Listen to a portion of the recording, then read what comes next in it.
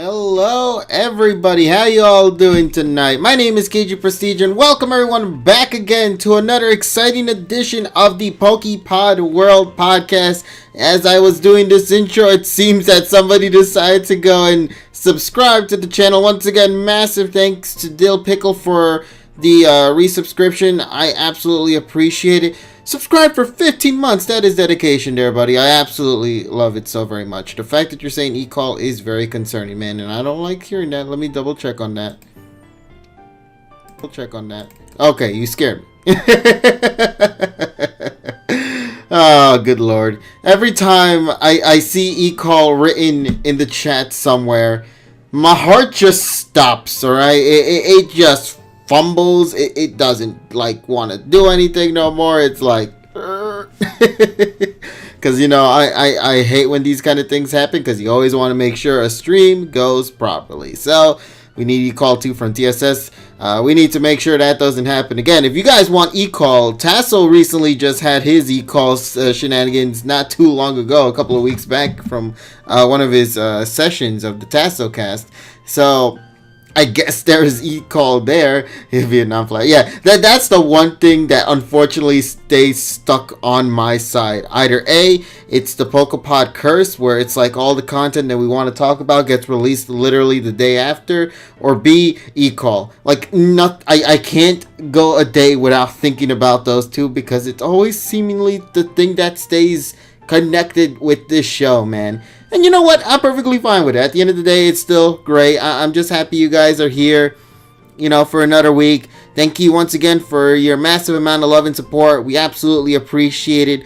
And we're going to have a lot of fun tonight, folks. So I hope you guys will sit back, relax, and enjoy the fun shenanigans that we are going to be going through tonight, because we have a lot to discuss. Of course, the recent episode of Pocket Monsters 2019 had just aired just yesterday. Of course, subs are out, and a lot has been given to us from that episode, from reveals, plot twists, and even shocking moments that really kind of threw us off guard when we first viewed this, this episode for the first time.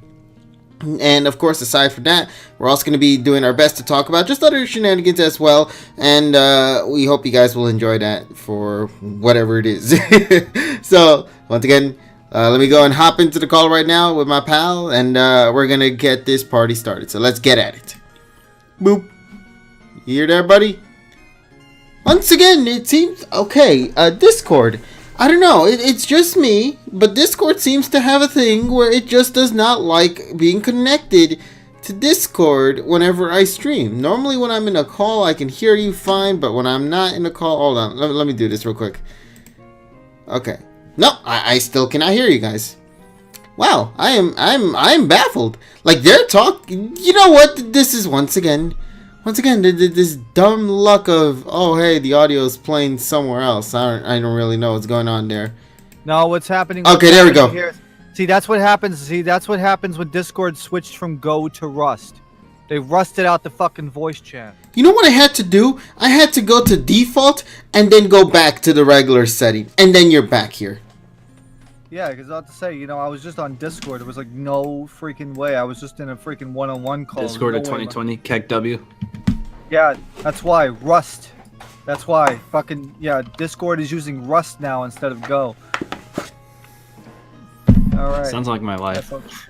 But man, though, this is a bummer, because, remember when Discord was at its peak, and now I feel like they're making some questionable decisions that I'm not going to really be a big fan of. Yeah, let's talk about them actually. Why the fuck did they make the message gap so fucking small? That too. Like, what is that shit? Like, ugh, that's disgusting. It looks ugly. Well, where's the zoom in button? Well, welcome to IRC. When it didn't have that shit. Back in 2004, 2003.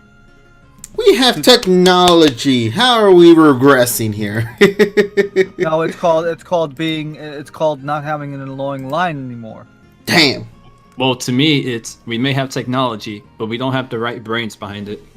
That might be the case. I think we're building technology a little too high for us to comprehend at this point. That's why eventually in the future the AI bots will kick our ass. And in 2 months' time, we're going to regress to Mumble, where they actually have fucking higher bit rates and none of this fucking problems. Oh, great. We're moving to another platform already. We haven't even lasted half a decade with Discord. I think, anyway. Wait, really? I could have sworn Discord was like introduced in like 2017 for most of us. 2016. Still not even half a decade. I actually do want to go on the topic a little bit, but I'll let y'all finish. Yeah, no, we're just rambling on, buddy. Also, by the way, welcome back. You've been away for a bit. Skype has not been relevant since Microsoft bought them, and since they got rid of supernodes, because then it went to shit. Yeah. Thanks for the welcoming back. There was no particular reason for my absence. I just wanted to like relax and, I had some. Of course, man. Everybody needs their chill moments, Yeah, exactly. But during one of my chill days, or I guess chill period, I've noticed something on Twitter that was apparently a leak regarding my boy Crash, and I'm thinking, it might be fake, but then it turned out to be true. I mean, I've linked it in our group chat, but is it about that mobile game? Yes. Now here's the weird thing. I want to give some background to this. So you know how like companies like Activision, Nintendo, and stuff like that, and Ubisoft do like, where basically they release a statement saying, or like a infographic of basically of the sales for this year, how certain things did, and what they want to do in the future to improve. Yes. They did. Okay, so Activision did that, and they were saying that in terms of mobile, they want to go into like their current franchises and basically kind of like expand that onto mobile. And funny enough, I think it was within the same day or the day after, this leaked the fucking Crash Bandicoot mobile game, which is going to be made by King, the same company who made Candy Crush.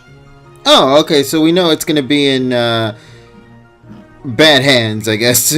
I mean, quality content for like a little quick mobile game, but I'm not sure about that. Microtransaction hell. That's exactly my big concern right there, buddy. Now here's the thing. I am looking at the article right now.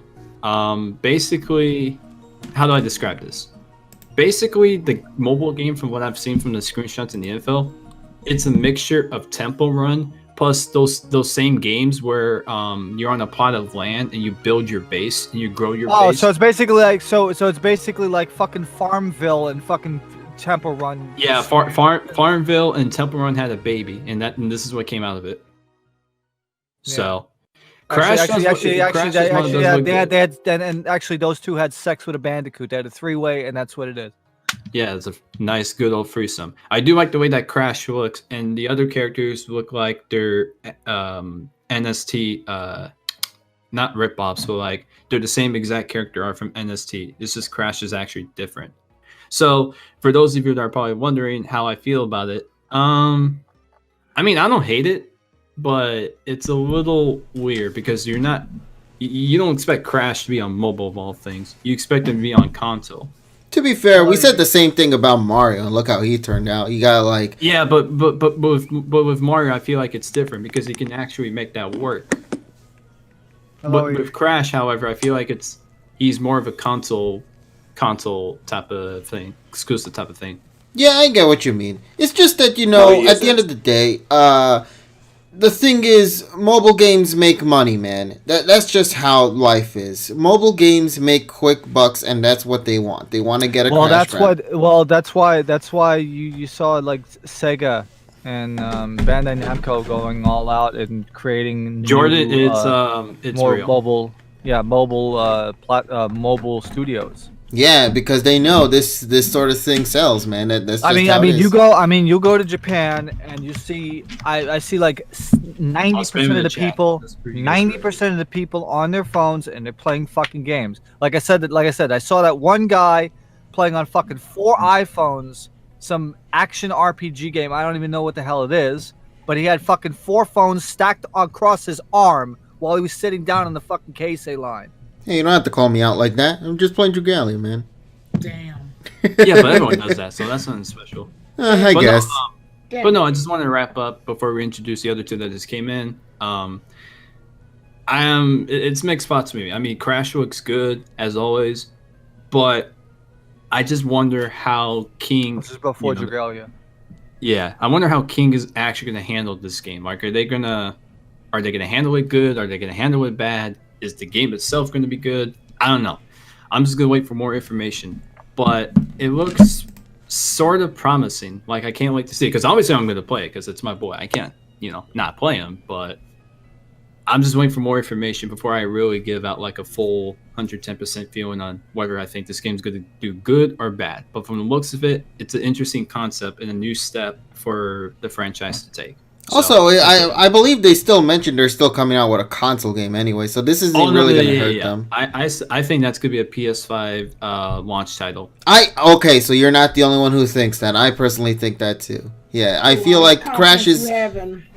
Yeah, I feel Crash personally is going to be like the Mario U of this generation, where it's here's the thing. Here's the thing. If they weren't going to release PS5 this year, I guarantee you we would have already known what the new game was, and we would have gotten it this summer, just like the other two. But since PS5 is coming out this year, they're probably not going to say anything until like maybe summer if they're going to release it this year as an exclusive launch title, and then from there. Within like the next year or two, they would usually just maybe branch out to other consoles like they did with Insane Trilogy. Yeah. But, now, I just think it's going to be a launch title. So yeah, you're not the only one. All right, Evie, what's up? I think it would be damn bad of an idea considering that next year in 2021 it'll be Branch Bandicoot 25th anniversary. So they could probably. Oh yeah, that's right. That's right. Is it his 20? Wow, that's crazy. Because I know next year is Sonic's 30th as well. So. Wow, a lot of celebrations going down this time around. Now, I do want to talk a little bit about the whole PS5 release thing for this year. But before I get into that, though, let me just go and reintroduce everybody here in the call. Of course, we got our boy TSS Killer. We got our pal Richie right here. What's up? We also got our other two that joined in the call during our Crash discussion. Alpha Evie, how you doing, buddy? Hello. Doing pretty good. And then last but not least, we got our boy over here, Tyrone, the God 3. How you doing, buddy? All right, now that we got everybody back into the call, and here's the thing, though, because I've been hearing a lot of talk going on in regards to console releases this year. Of course, this is something that I feel needs to be addressed a bit because it is something very significant that's really happening to our world, unfortunately. As you guys already know, there is a very disastrous virus going out right now. It's the corona. Yep, the coronavirus is existing right now. And the big issue is, from what I'm being told via news articles and all that, is that the coronavirus, of course, taking over Japan in just by storm. China. Sorry, did I say Japan? China. I'm sorry. I said Japan by accident. I could have sworn I said China. I said China in my head, but I said Japan in my mouth. Clearly, my two clearly don't correlate. But the point of the matter is, we talk about Japanese-based stuff on an almost daily basis. Yeah, and also the thing is, the coronavirus has now been spreading outside of China anyway, so we don't really know where else it could have gone. We know it's here in the US too. There actually is like a there's like a whole chart thing. I have the link to that. Yeah. It actually goes ahead and tells you how many current cases of the coronavirus there are in certain regions. Yeah. Now, just to kind of relieve everyone, there is a cure that's like being worked on. They're really working on trying to find a cure for this. So let's hope that the cure for this will indeed come. But the reason, wash your fucking hands. Now, here's first of all. That's the other problem. People don't wash their hands. No, not just that. I just love it's just fucking hands. It's like okay, so you're telling me the solution to counter a virus is washing your hands, and I remember people pointing out like, oh my god, a zombie invasion. Let me go wash my hands real quick, and they're gone right now. No, I also thought it was because people were eating bats and shit. I don't know the concept, but the point of the matter is, I'm not going to go into the specific. I'm gonna butt in here and explain that, or at least say my take on that. The reason why these like shock China videos exist is so that people can freaking share that crap. It's like not everybody eats fucking bats and cats and shit. Okay. Right. They just do that for the shock factor. I think the media was just like, yeah, the coronavirus is related to bats and shit, and people were like, they showed the people eating bats in China, which and I know obviously each of these diseases are serious, but it does show that every year we have some form of a virus outbreak. Yeah. And this isn't really something that's new, basically, to this era. Right, yeah, bird flu, swine flu, mad cow disease. The one in the early 2000s, if I recall correctly, as well, was something. I forgot what it was called. The bird flu. Yeah, bird flu. Oh, okay. Bird flu, I could have sworn there was something else. Also, once again, thank you, Ty, for subscribing to the channel. Absolutely appreciate it. Let's see. Does this mesothelioma? No, nobody was in buildings. I know. I'm kidding. Now, okay, just to kind of clarify why I'm talking about this, because I'm not really gonna break things down for the whole situation right here, because that's its own separate thing to kind of talk about, and I don't feel like that's gonna be here, and if it's here, I should say. The reason why I want to talk about it is because apparently a lot of the production that tends to go down for consoles anyway tends to normally be in China. A lot of the production for the console making is usually handled over there in China. Given the situation that's more specifically in Shenzhen. Yeah, so as you know, with this incident going down, a lot of people are fearing and theorizing that as this continues to grow further and further, because if you've been also paying attention to the news, you'll also learn that some factories as well have been on hold until this whole situation gets resolved. So many people are speculating that maybe eventually the factories that work on the production for the console manufacturer side of things will also be on hold as well, and people are thinking that the consoles will not end up releasing in the schedule that they had intended for this year, and that it will be postponed until 2021. Now, people are also mentioning that the Switch as well is also probably going to get hindered as this continues too, because they're also being produced in China as well. So a lot of these a lot of people are going to start noticing a decrease in regards to quantity that you will see for these consoles in store, given the situation at hand. That's why I'm saying, and that's why I brought this up, I really believe the consoles will not release this year.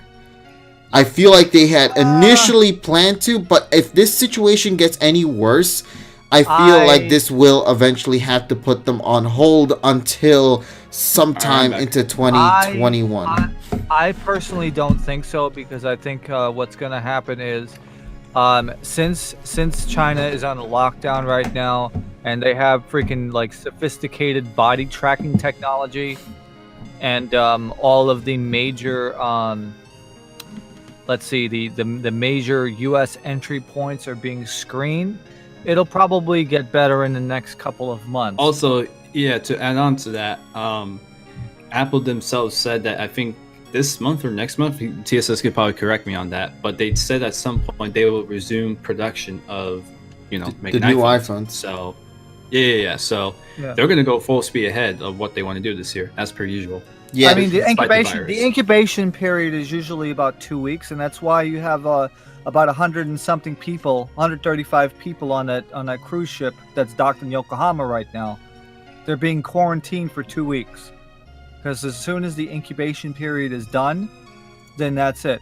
And the other thing is, people are making a huge stink about the coronavirus because there's no vaccine for it. But you have to remember that the regular flu kills people too. But the whole thing is even though we have the vaccine for that, the only reason why this is important is because there's no vaccine for this. And of course that means that a lot of people with compromised immune systems, like children and the elderly, are more likely to die from this strain than anybody else, because there's no vaccine for it. Which is why it's important for you to continue to, in this moment right now, to, of course, get yourself checked, make sure everything's all good and whatnot. Wash your fucking hands. And just keep yourself clean. Wash your fucking hands. Yeah, I'll tell you, there's not a lot of opportunities in Japan to actually wash your hands. Wait, really? Well, I'm bringing hand sanitizer, buttloads of them. Because a lot of public bathrooms, and I'm not talking in the train stations, a lot of public bathrooms in the train stations, they don't have any soap. They just have cold water. Now, wow. I talked about it a little bit at length with Dogasu the last time I was there, and he told me that At least washing your hands with cold water is better than not washing your hands. But that's why they carry around like towels and alcohol with them, like hand alcohol and hand sanitizer and all that stuff, because they know that if they go outside, there's going to be no opportunities for to wash your hands with soap in some of the bathrooms. Public Be right bathrooms. back. Gonna wash hands now, just as we're talking about washing hands. Wash your fucking hands. Well, I'll give you another thing. It's like, you know what? You know why doctors don't get sick? They wash their fucking hands. Wash your fucking hands. Also, another thing too. Cover your fucking mouth when you cough or sneeze. Cover your fucking mouth. Yeah, I've actually heard. I think on the NHK radio news, they say I think they said on like a 10 o'clock news program. They said, yeah, sneeze into your the fold in your arm. What the fuck is an arm? What the fuck is a sleep? Oh my god. Okay. Okay, listen, man. I don't think all of America has 2 IQ. Okay. Arm is a processor standard that is made by America. No. Cover your fucking hands. It's like, here's the thing. Like, I can understand kids, right? Like, they tend to cough without even covering their mouth. Like, I get it, they're young. But like, moms and dads out there, like, please teach them.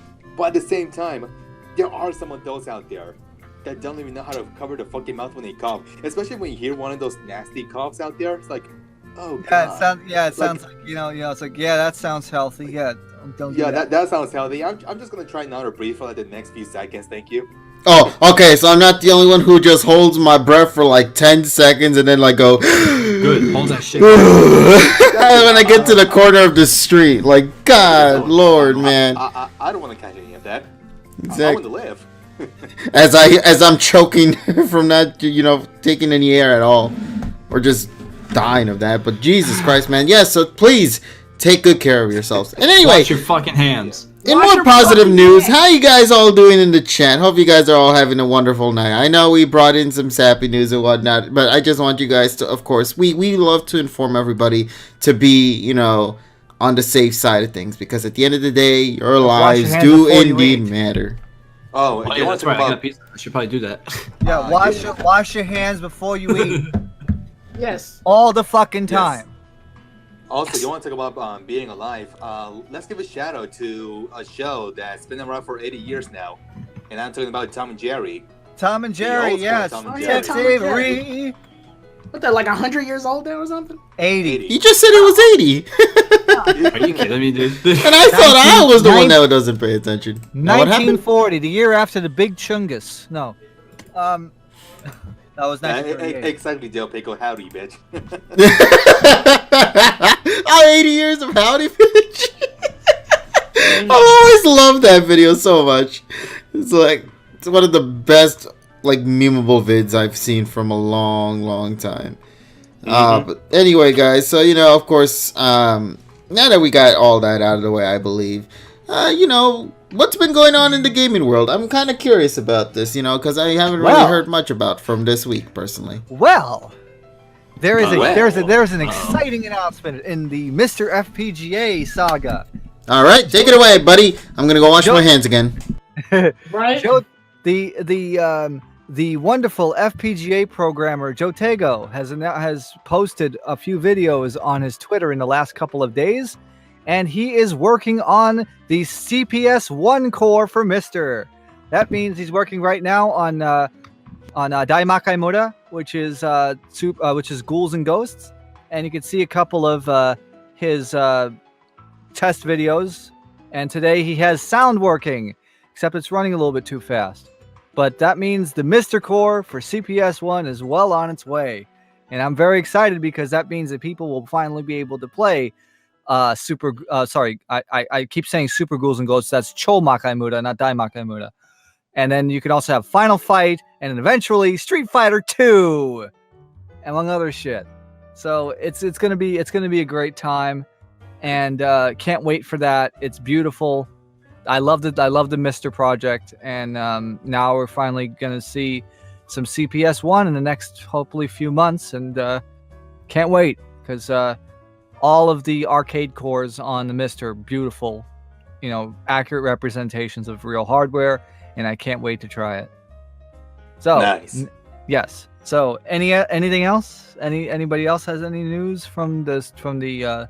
Well, actually, there is another piece of news. Right. Supposedly you can trade, I think, Incineroar and another Pokemon now into Sword and Shield, which some people think that What? Pokemon Home could be coming out soon. Oh. I think I have the tweet. Somebody did retweet it. Let me go and see if I can find that retweet here. Let's see. All right, I'm back. Sorry about that. All right, what did I miss? No, you're Yeah, I just went to wash my hands. So You can I'm put just trying to find the Incineroar plate. Sword and Shield. what? good. What? Did you Yeah. ever scrub beneath the fingernails? Let me be right back. He's got the KG, coronavirus. goddammit. It's too late. It's too late. He's got the virus. We got a Yeah, we're all gonna 2319. die. The Good Ligma thing. virus. Oh We're no! all gonna fucking die. You got the Ligma virus. He's got the Ligma. Oh God. I'm trying to. Toxicity's still out, so if you guys want that, then you know. Oh yeah, I never I'm caught good. that I got guy the yet, Poke have I? Pass already. Did you Oh, wait? yeah. Yes, you did. No, I fought it many times. I've never caught it. Really? You didn't? yeah. To be fair, I've been using Pokeballs the whole time. So, I mean, I'm not surprised I didn't catch it, so... KG, I can just trade you one of mine. I caught like 3. Alright, give me one if you can. Also from the last week, apparently two of the new Google Chromebooks that are going to be coming out this year, they are codenamed Dratini and Dragonair. Wow, no love They for don't- Dragon Knight, bro. Yeah, the only problem is they're not fully realized Chromebooks. Oh, that's unfortunate. Get your dick sucked 3 times for each Dragonite. For each Chromebook. Now, that I did not hear about. That is news to my ears right there. Okay, so explain to me what's going on with this whole thing. So Well, Chromebooks just got like a new project going on, Project Dratini, No, Project Dragonair. Well, it's just a code name for the boards, but that actually does make sense because a couple of days after that announcement, Google made the announcement for the Pokemon of the year thingy. Really? So, yes. So Interesting. and there actually is a video on the official Pokemon Kids channel in Japan that shows Pikachu at a Google headquarters. So That's cool. yeah, so that's pretty much can tell that Google and TPC are working together. Someone in the chat's asking about when this month's issue of Korokoro is releasing. I'm pretty confident release is normally around the same time as like almost every other month. It's probably going to come out on the 14th. Yeah, around this time up to the 15th, say of every month. Well, no, it's usually around the 15th of the month. So since the 14th is a Friday, I would imagine that's probably going to come out on Friday. It's either going to come out Friday or Saturday.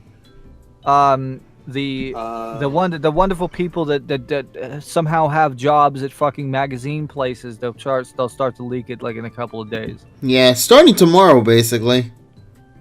If it even launches tomorrow, of course, it all depends on how fast people get the issues in their hands and then just straight up upload it to the public. Yeah, it basically will be when will the magazines head to the stock rooms? As EB said, in just basically a few hours after our podcast finishes. So. Oh yes. So I found the tweet apparently, and I'm gonna post that into the Twitch chat now. So according to this post, it says Incineroar and Decidueye are now tradable in Pokemon Sword and Shield. Now this is a rumor that it might be coming, but to consider that you can trade them now means that it might be coming soon. Yeah, so we know it's supposed to be coming this February, of course, obviously. They had to change it because did y'all see originally the we were gonna Sergi tweet I posted about Pokemon Home? Yes. About what? Regarding what exactly? I'll read it off real quick. Sergi, no. The media sites that have listed the release of Pokemon Home for mid-February have changed it to just February. The official Japanese site and FAQ still state early February. We're currently investigating further. Okay, so it's still releasing this month. We just don't know exactly when this month. Just releasing on Pokemon Day. Fuck. I think that's what they initially wanted to do. I think that would be better for them to release earlier because then Pokemon Day is probably going to be more stuff, and they want people to probably focus on Sword and Shield. Mm-hmm. That's probably what it is. Yeah. When's the next Twilight Wings episode coming out? Should be this week. Yeah, I thought it was on the 15th, wasn't it? Wait, Yeah, it's confirmed that the second episode of Twilight Wings, the web-based anime series set in Galar, will be released on February 18th. So next week. So yeah, next Tuesday, basically. But don't worry, we got something exciting for tomorrow that I'm excited for anyway. The Direct? Yeah, the Samsung Direct. Oh yeah, wait, what? Yeah, Samsung. And also, folks. Oh, they're about to release another goddamn Pokemon mobile game. They will. Also, Emerald will not happen for another 2 to 3 weeks because I realized that my Pokemon need to be in like the mid 60s or 70s. Train a Pokemon TSS.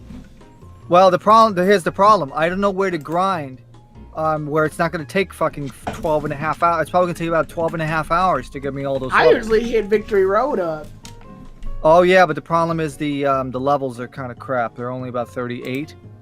I didn't say I didn't say it was gonna be a fast grind. I just said that's what I'm gonna do. Yeah, it was gonna be something, you know. Yeah. Yeah, the problem is it's probably gonna take me like 12 hours now, and I have work too, so it's kind of like you know. Well, I guess we're gonna have to figure out what to do for tomorrow then. Yeah, we'll have to figure out what you're gonna do for the next couple of weeks, because like I said, it's gonna take me a while to do all that stuff. Let me see. Okay, so yes. Just to reiterate for this one, Pokemon Twilight Wings is indeed coming February 18. We do have a cast of characters that will be there featuring Sonia, Milo, Nessa B, Alistair, Leon, and Hop. Now, the thing is, I know there is a voice acting list, but I don't have it with me though. I know there are a lot of good ones. Like, for example, I know Sonya is being voiced by Lynn.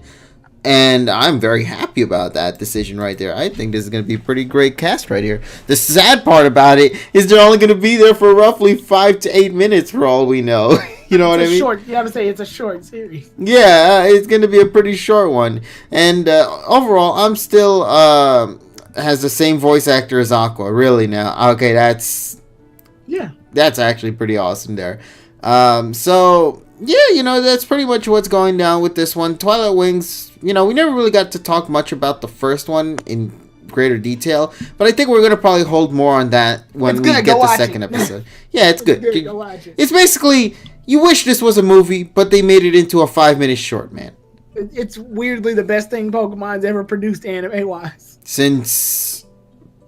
Yes. Yeah. All right, but yeah, I'm excited. I feel like this is gonna be another great set of, you know, shorts. I'm just bummed out they are nothing but shorts. You know what I mean? Yeah. But let's see where it goes in the future. I'm curious about the kid. I'm curious about these gym leaders and how exactly are they going to be, you know, fleshed out in the time that they have. For now, all we can do at this moment is simply wait until the ep's release. And don't worry, folks, it's not even that far off anyway. We got literally next week to go and look forward to that. So, yeah, there you go.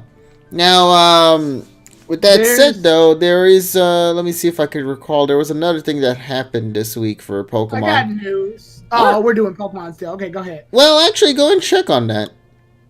Tyrone, what you got? While I go grab this thing. Okay, so... Dragon Ball. There's good news, and there's bad news, and there's news. Just give us the bad news. Yeah, just give us the bad news. Bad news, Dragon Ball Z Bridge is over. That is dead. What? That is ended. You already knew this, KG. I didn't say what. That was me. That was Rich. Oh, Richie. Sorry. Okay. So they just announced that Dragon Ball Abridged series is over. The Dragon Ball Z Abridged series has come to a conclusion, and they ended it because they were trying to make the BoJack film, and they got burnt out. They essentially got burnt out.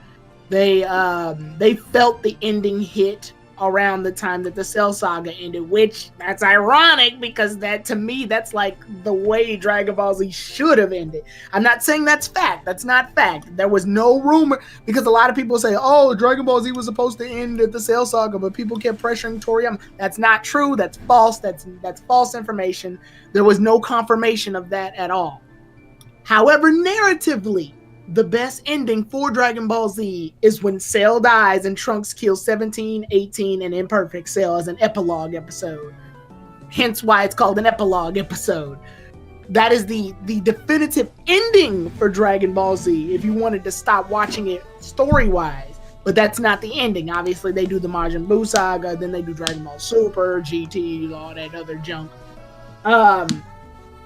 So yeah, they got burnt out. They literally, what happened was that the Team 4-Star felt the frustrations and growing pains of continuously making a series past its prime. And they didn't want to do... They compared it to Scrubs for some reason. They said the final season of Scrubs was terrible or something because they kept going or something like that. And they didn't want to do that to Dragon Ball Z Abridged, a show they've been working on harder. They've respected. They've gotten so much better since episode 1. And now they're on episode 60, 11 years later. They didn't want to burn out. And they didn't want... And BoJack was kind of proof that they blew their load on Cell. No pun intended. Ew. I mean, the Cell finale was incredible, though. It was incredible, right? And they felt like there was no way they could actually top it. And you know what? It's for the better for them anyway. I feel like, at least they learned that they, or I shouldn't say they learned, but they knew when the moment was right for them to put an end on it. Or just temporarily put it on hold anyway. I'm not sure if it's completely over or if it's put on hold. I think they kind of like vague. It's over. No, they sounded like they were kind of vague in that response, to be honest. No, they said it. They said they were done. They said they'll still be doing other stuff. But okay. Z is over. They said they didn't want to try to top what they ended off with. There was no way they were going to try to top that. All right. They said they may do shorts. Yeah, that's what I'm referring to. Yeah, they may do shorts, but they're not going to try to push what was already past its prime. Which is a lesson I think the actual Dragon Ball should fucking learn from. But I thought they did. That's why they were gone for like 15 years before they made a new film. No. See, that they milked it. That's what happened. They realized that Dragon Ball Z can tug on the nostalgia strings, so they kept making stuff. Granted, I love Battle of Gods, but at that point, that was a gem in the otherwise trash heap that's other content. Look at the bright side. At least view it as a DBZ film and not a DB Super. Yeah. Pretty much, yeah. And so if you want to watch the Abridged series, it's still on YouTube. They definitely have all the episodes still up. You can go watch them as many times as you want. But don't expect them to make like straight up episode 61 and onward. Yeah. In other news though, also there's the good news of Dragon Ball in the Dragon Ball universe, I guess. If you play fighters at least. There's all Gokus. Oops, all Gokus, right. There's 2 confirmed characters. There's Kefla, the fusion of Kale and Khalifa. I'm going to add her just because we need more female characters on the roster. I'm really waiting for Chi-Chi from the Budokai Tenkaichi 24th tournament.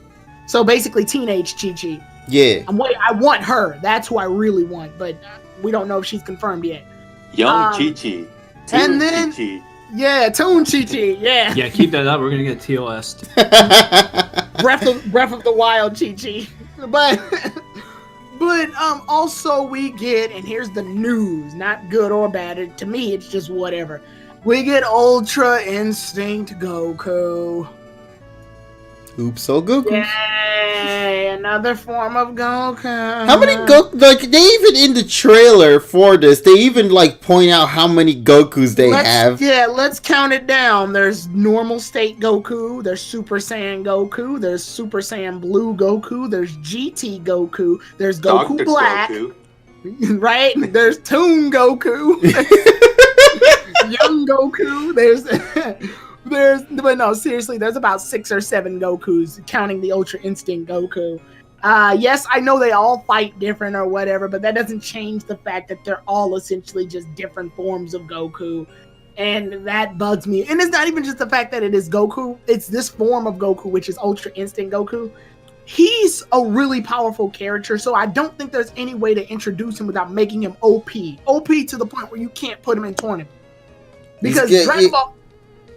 Yeah, I was gonna say yes, I agree, because it like if you think about it, let's say you have Ultra Instinct Goku versus Yamcha. Explain to me how that's gonna turn out. like if you make Ultra Instinct anything but OP, then you've got a lot of explaining to do if he ends up losing to any character. Sounds like a balancing issue. Yeah, it is. Any character less than Ultra Instinct Goku, how are you going to explain them beating him? He has to be overpowered to the point where he's basically a decorative character. Like one of those, in Blast Blue, you have like regular characters and you have EX charged characters sometimes. Characters that are super powered. Their stats are boosted intentionally, but they can't be used in tournament. Oh, okay.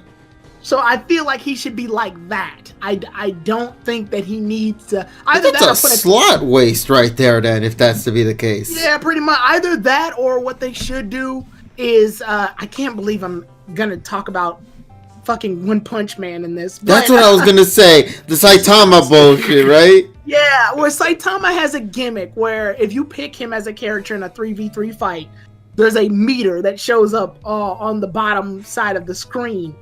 And the other fighters will fight, but Saitama's not in the fight yet until the timer reaches 0. Once it reaches 0, Saitama will make it to the fight, and he is invincible. He can't be hurt, and he hurts things with one punch.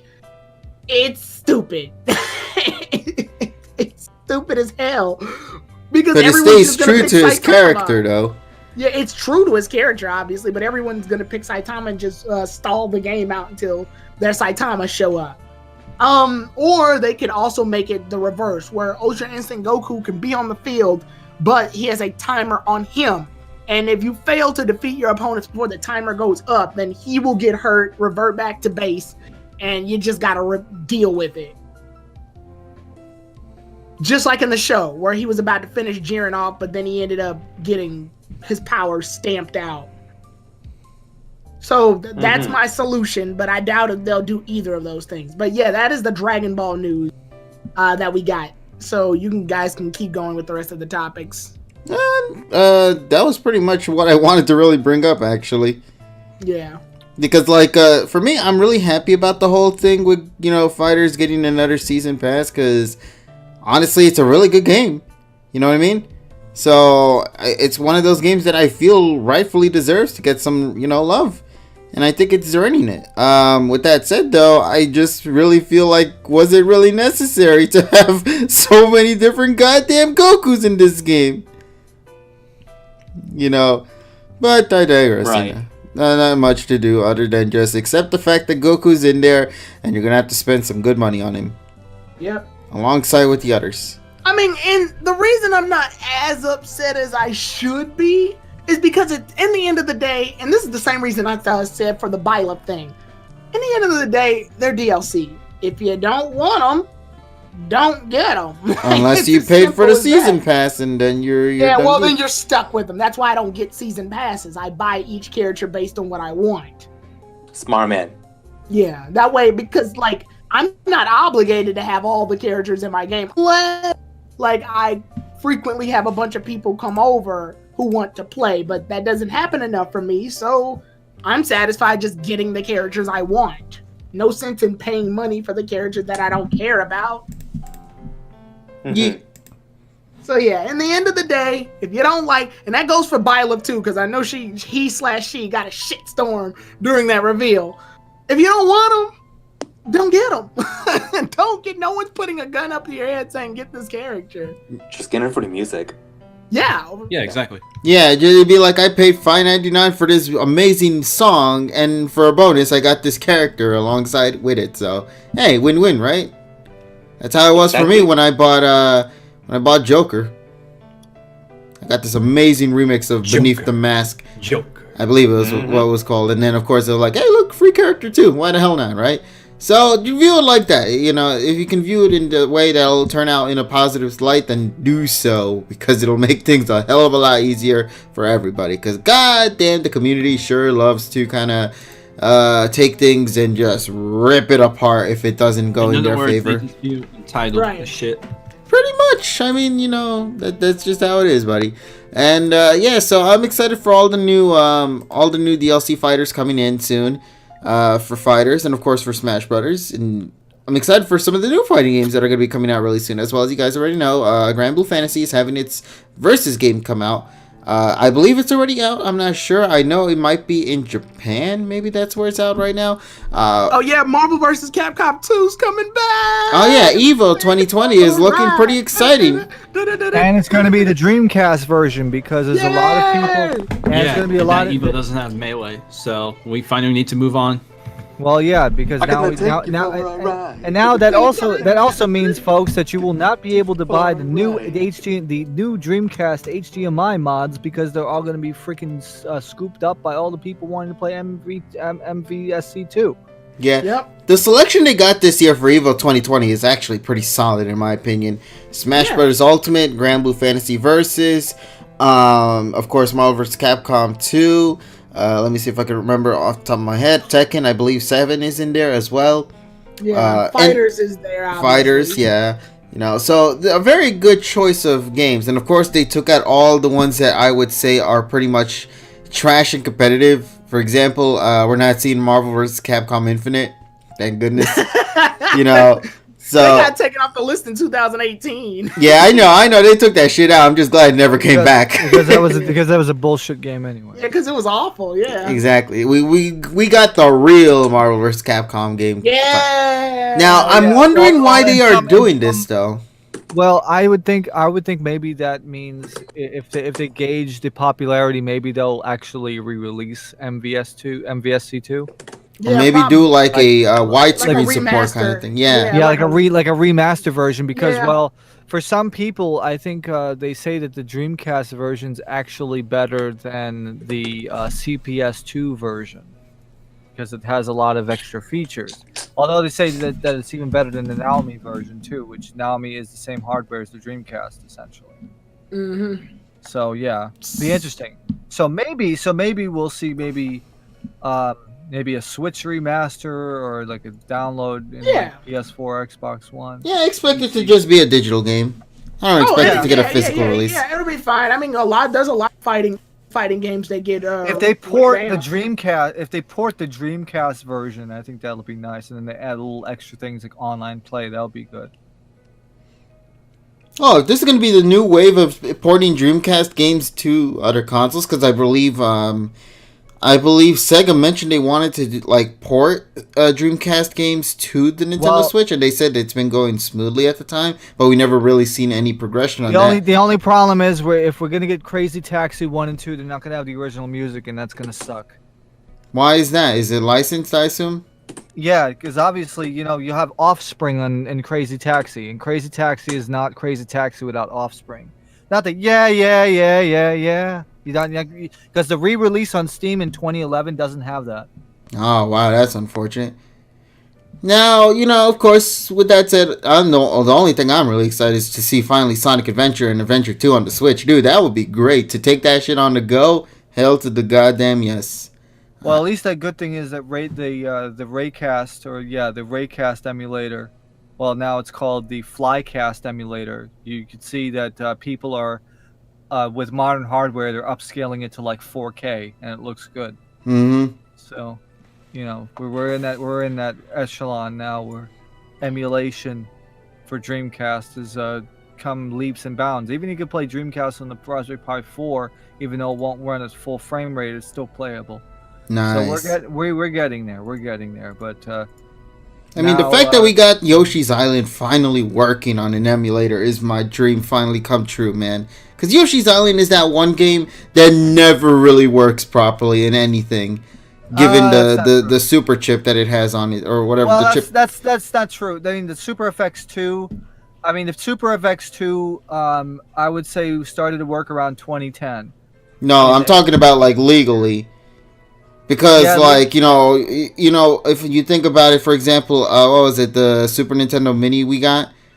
That didn't really fully emulate Yoshi's Island in its true format. There were some, slight little hiccups in there, unfortunately.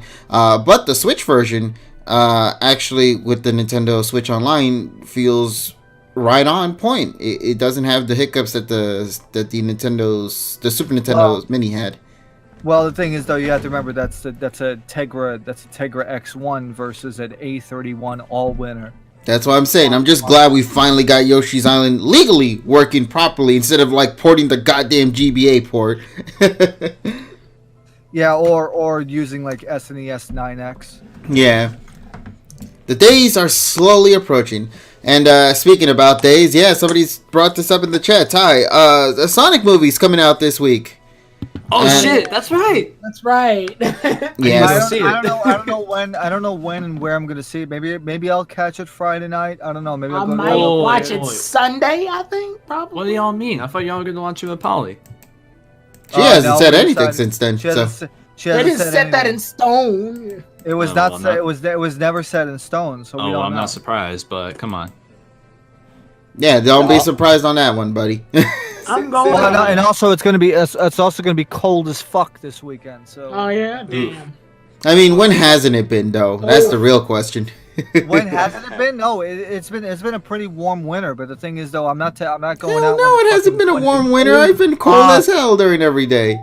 Yeah, then the 65-degree temperature from like 2 weeks ago says hello. Yeah, that was cold for me. Good. You're not in New York. I moved to Florida. Thanks, bye. All right, peace, guys. But first, let me go wash my hands before anything else. Go wash your fucking hands. Again? Yes. Well, clean is better than dirty. KG is starting to emulate his own Howie Mandel. Goddamn. All right, then. Well, I think we got a lot of our news talk shenanigans. Let's get on to the good stuff. Yeah, so of course, we have the... Well, is there anything else you guys want to bring up before I go into the actual topic of the night? Because I know everybody really wants to take the chance to talk about the recent episode of Pocket Monsters 2019. And the only reason why I say this is just because I'm making sure to set all of this up in advance. So it looks to be all good right now and whatnot, so... Flip the Pokeball and let's get the fuck going. All right. The AFPS. Wash your fucking hands. Actually, if we're all gonna be seeing the Sonic movie, do you guys want to do like a review on that? Oh, I was intending to. Even if nobody was gonna watch it during this week, I was intending to talk about it next week anyway.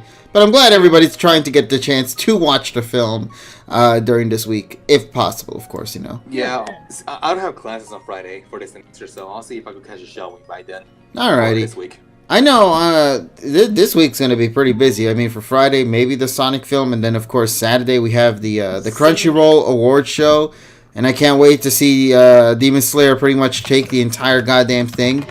Oh, my goodness. I mean, it's going to happen, yeah. So, yeah. I don't know if it's actually possible to stream it. It would be nice to stream it, though. I'm going to check more information on that, because I would love to stream Demon Slayer. Not Demon Slayer, but, yeah, the Demon Slayer Awards show, basically. I do intend to stream something on it. I just hope they'll allow me to. So yeah, we'll see what happens. I don't care. I don't want Carol and Tuesday winning everything either. Carol and Tuesday honestly deserves it. Maybe not all the awards, but definitely a certain selection, especially for music side. Won an Oscar yesterday. Whoopee! Oh yeah, the Oscars, the flipping Oscars. Congratulations to Parasite, by the way. If you haven't seen Parasite yet, watch the film. It is so messed up. I watched the anime. I watched the whole. Wait, you mean the anime? No, not that Parasite. The other Parasite. No. I posted on Facebook. I made a post that said congratulations to Parasite for winning the Oscars, and it showed the anime picture.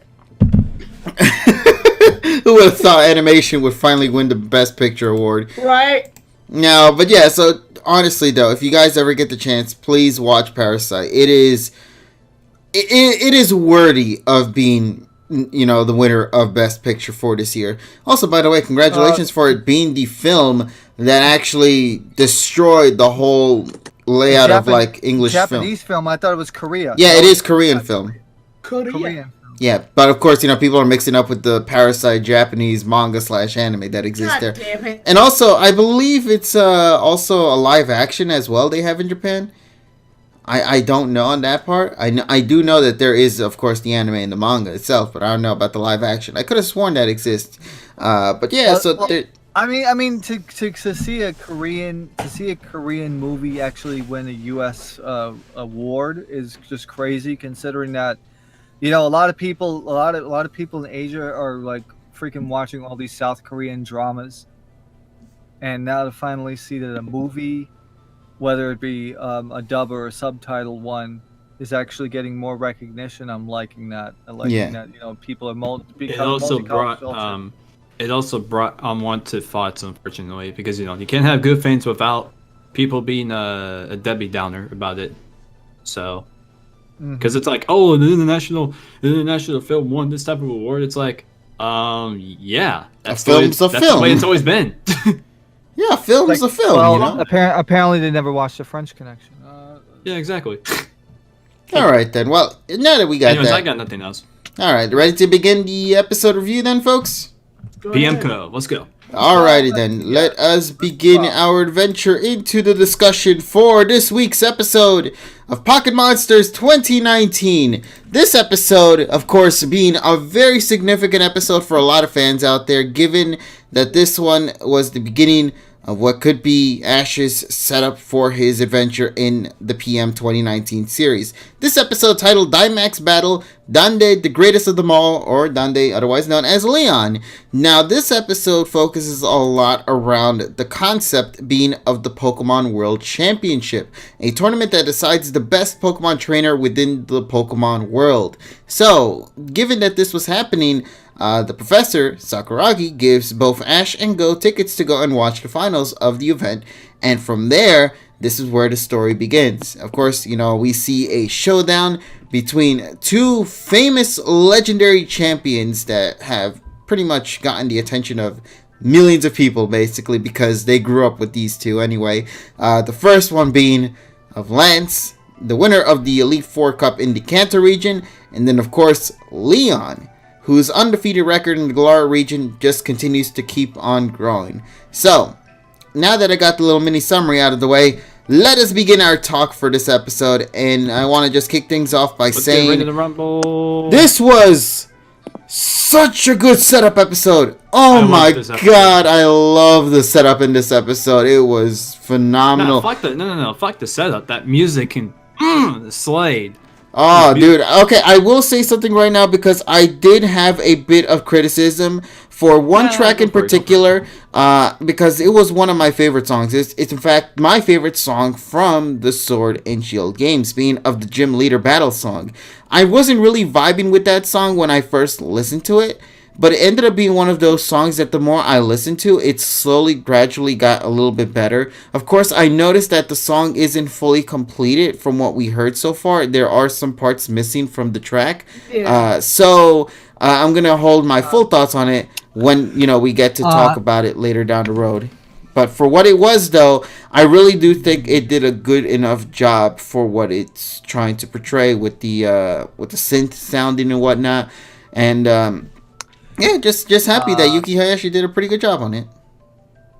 The only issue, I'll counteract that by saying, number one, you can't have a track that has tons and tons of arpeggiated synth runs, because remember, people have speakers and they don't want to blow them out. And also, not to mention that it's not you compare even Miyazaki's tracks to the video games, and they're not exactly the same anyway. I think that Hayashi actually nailed the inverted synth, the inverted envelope on the synth, the envelope effect, and that was pretty much, he nailed that. Also, the stereo separation, especially when you're talking about the quick synth hits in the 7th octave, you have it panning left and right. That was perfectly done. I think for a track that was created in this time, and also created to the scene itself, because it was timed where the breakdown didn't impede on the Rocket's dialogue. Yeah, like we talked about this. We talked about how the music was not lowered, but it was calmed enough for Team Rocket to talk. But a lot of people are not talking about this either. The arpeggiated bass drop is actually timed when freaking Leon's band Dynamax band lights up. Same exact moment. It was timed to that. Yeah, I think this series is doing a really well balanced job in the music side of things with the animation. Like, they're really trying to kind of like mesh the two very properly, and it kind of works very well especially with this episode in particular, because given that this was for a majority of the episode a lot on the action side of things, you needed some music to accompany it, and I think that the selection that they had for this episode, music-wise, was some of the best. And I mean, of course, there are some tracks we already heard before, but just hearing them yet again in an actual battle was honestly pretty good. Used every battle music in that one battle. Yeah, except the Toby Fox one, I think, is the only one. Yeah, that's probably going to come later. But actually, I've noticed about... No, I mean, like, every battle music we've heard so far in the series. Oh, yeah. They used it in the Leon versus Lance fight. Yeah, all of them were just thrown in there. I think what's happening is that Hayashi is actually smart and actually using the Pokemon themes when it actually makes sense. During battles and important segments. And then he could use, like, the generic background music that he has for other segments that are less important. Yeah, like the build-up to Ash and Go getting into the actual stadium at the beginning of the episode, Yeah. Which I guess... so he has moods for everything. Yes, which I guess talking about the beginning of the episode, let's talk about that big WTF moment, why don't we? That kind of caught me off guard. I wasn't expecting that. After seeing it for a while, I'm actually not surprised. We got hinted at it for a while. So one of you guys will probably just say it. We're just gonna say it. Wait, are we thinking the same thing? Yeah, we all think the same thing for this one. We're all thinking it. There's a story of it. Eternius makes an appearance in this episode. Yeah, I know that. So he flies he flies next to plane.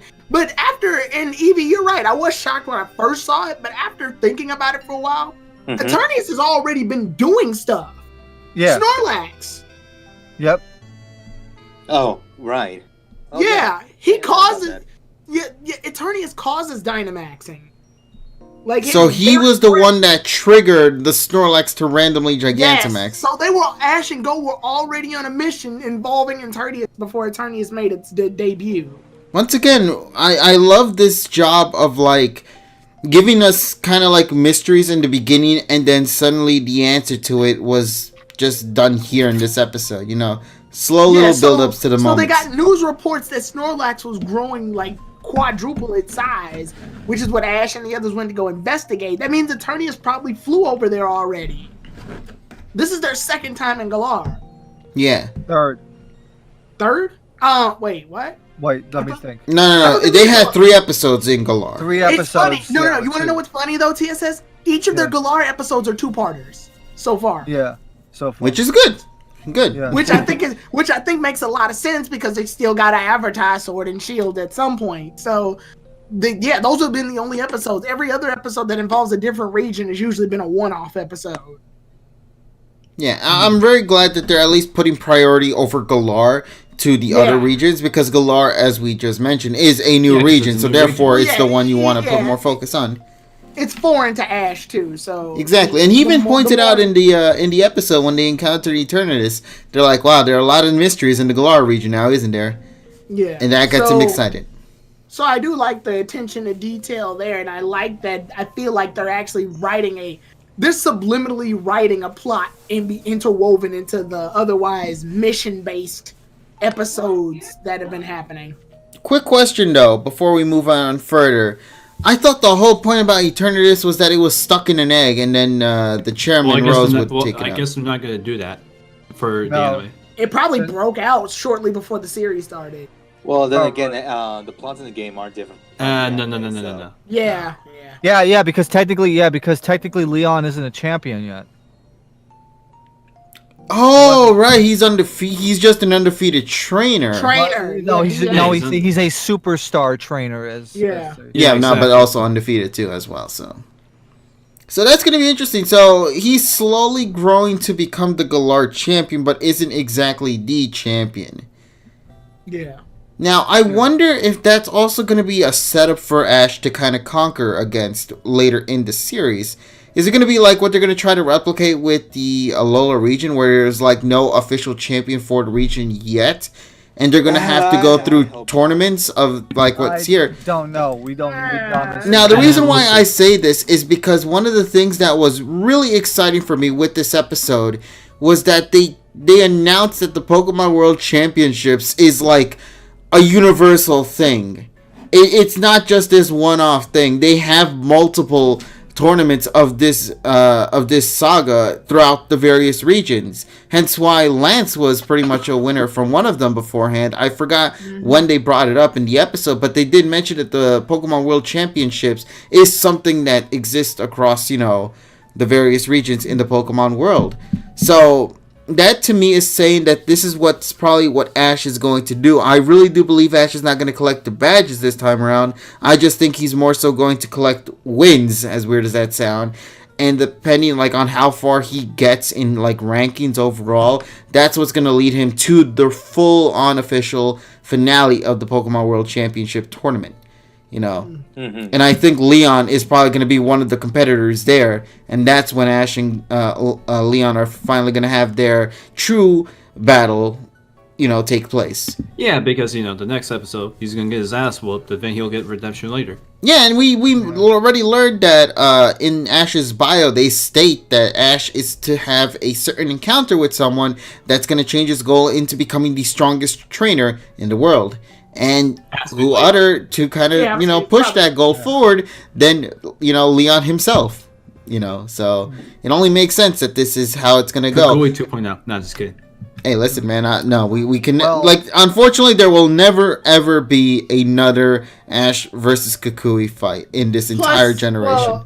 I think that's a little unrealistic. It's a good fight, but I'm sure there'll be fights that can match it. Oh, no, I'm not saying about... I mean, the theming. You know what I mean? Mm-hmm. Because Ash vs. Kukui's, the whole theme was centered around the region itself. Yeah. And you can't really do that with a series that's really kind of going around the world. You know what I mean? Because he can't connect with Galar like how he connected with Alola. Because it's kind of a little difficult to do that when you're always going from place to place. And this is something we've talked about beforehand, before the series even aired. That was one of our big concerns. So, I don't know. It'll be interesting to see how things will turn out with the series as we progress on into the years. That is to come.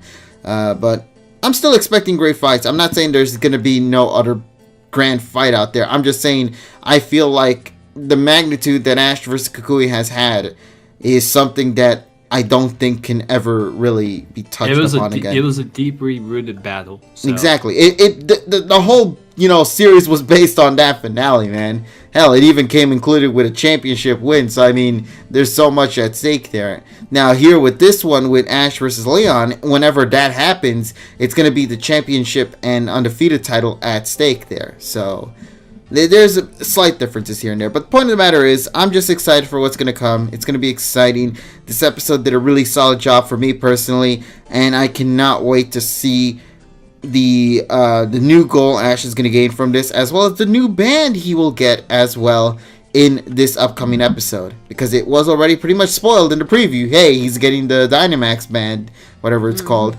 and he's going to finally have it in him. Yeah, okay. I guess with that being said, P or Pika? Which one is it going to be? Which one do you think is going to be? I think it's going to be Pika. I think it's going to be Dynamax Pika, yeah. I think it's going to be Pie. Pika. Fat Pikachu. I want Fat Pikachu. I mean, it wouldn't make sense for Pika to suddenly turn into P, you know what I mean? In the middle of the series, unless somehow some mutation occurs in the Dynamax scene within Pikachu that turns him into Fat Pikachu, which then I kind of want to hear the history behind that. But yeah, I really would love to see Fat Pikachu come. Well, and I don't know, in media and anime, they've been really trying to show off Pikachu's sleekness, though. They've morphed Pikachu into being a lot more than just... in Gen 1, he was mostly just an electric rat. He didn't use a lot of speed-based attacks until, Raichu came around. Yeah. Then after that, they wanted to push Pikachu as being the zippity mouse that it is. It can run. I thought that was just the Pokemon games itself, not really the anime. The anime's the anime has been going through leaps and bounds to make sure Ash's Pikachu is as athletic as possible. Yeah, but I mean, even if it turns into Pika, you're not going to see a Dynamax Pikachu kind of go all zippy-zappy in the arena because it's a big chew, Yeah, but and that's one of the things I respect about this episode. It kind of goes into what Dynamax fights look like. They give them a lot more space to fight. so that they can move around. Because while Gigantamax Charizard moved a lot more than I thought it would. Yeah, because they actually dodged. yeah, it moved. He had more room. And I like the purple shield that shows up in front of the audience. To signify that, they will not get killed if the attack goes there. No Wailord will not kill them. Although it does make you kind of question how the Wailord's going to even fit in that little small arena if it does Dynamax in there. So, the next thing I want to talk about is continuity in terms of not only references, but in also voice acting. So, we have... Start with the VAs. Yeah, so first of all, we have Susumu Chiba coming back for Wataru, or Lance, for the first time since AG98. How many years was that? October 14th, 2004. Almost 16 years? 15, 16? 15 and a half years. Damn, 15 and a half years, and obviously he sounds older. Of course, the man is 15 years older than he was. Mm-hmm. But the nice thing was, the announcer referenced that he is part of the Pokemon G-Men, which is another great reference. I did hear that. I like that. Yeah. Now, can you please go into further detail as to what that is for the audience? What, Pokemon G-Men? Yes.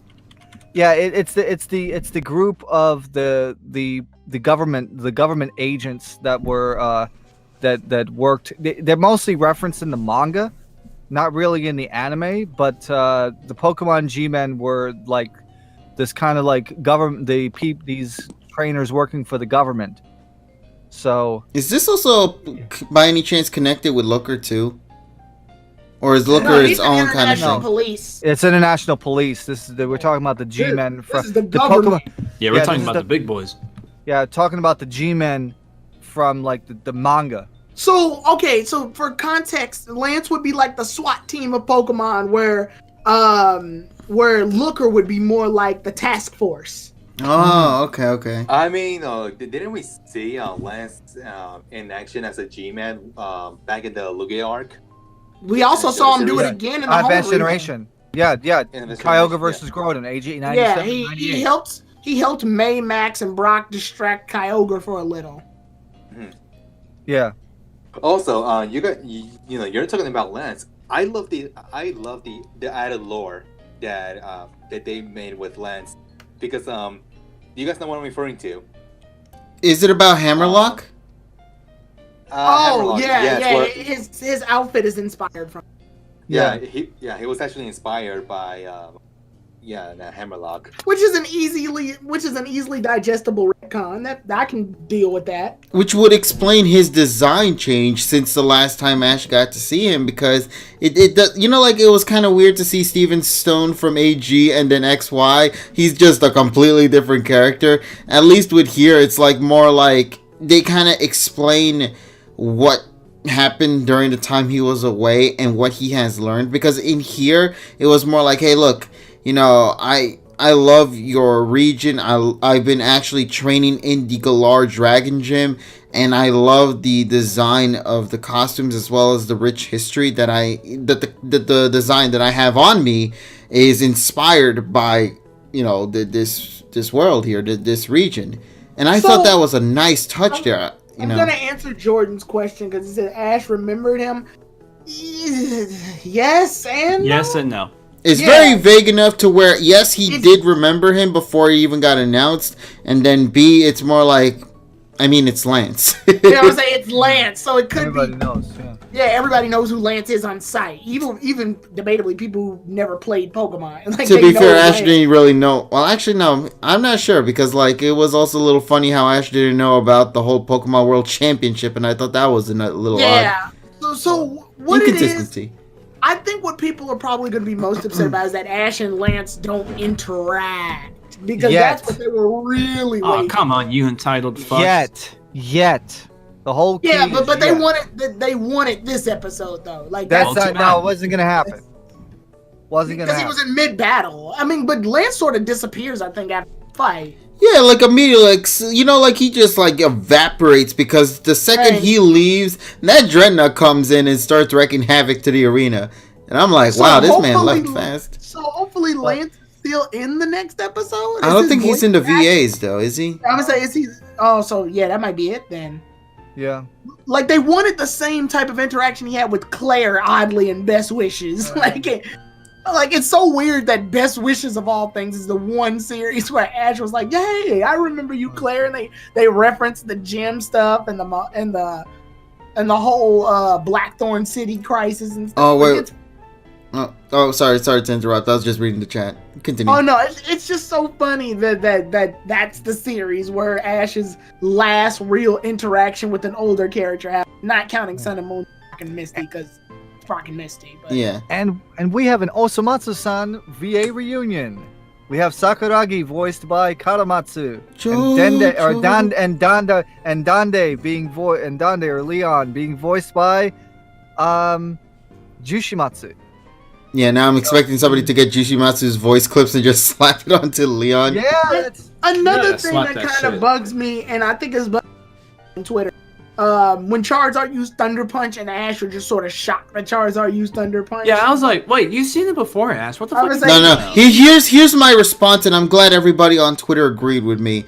X, Y, and Z has been retconned from this series in general. That's stupid. And it's not. X, Y is its completed series. X, Y, Z is in a different dimension. It doesn't exist in this area. As an X, Y, Z fan, I don't like that. So who was the voice behind the woman in the airplane? Wasn't said. Yeah, I really don't. Yeah, I'm not gonna take that because then that would.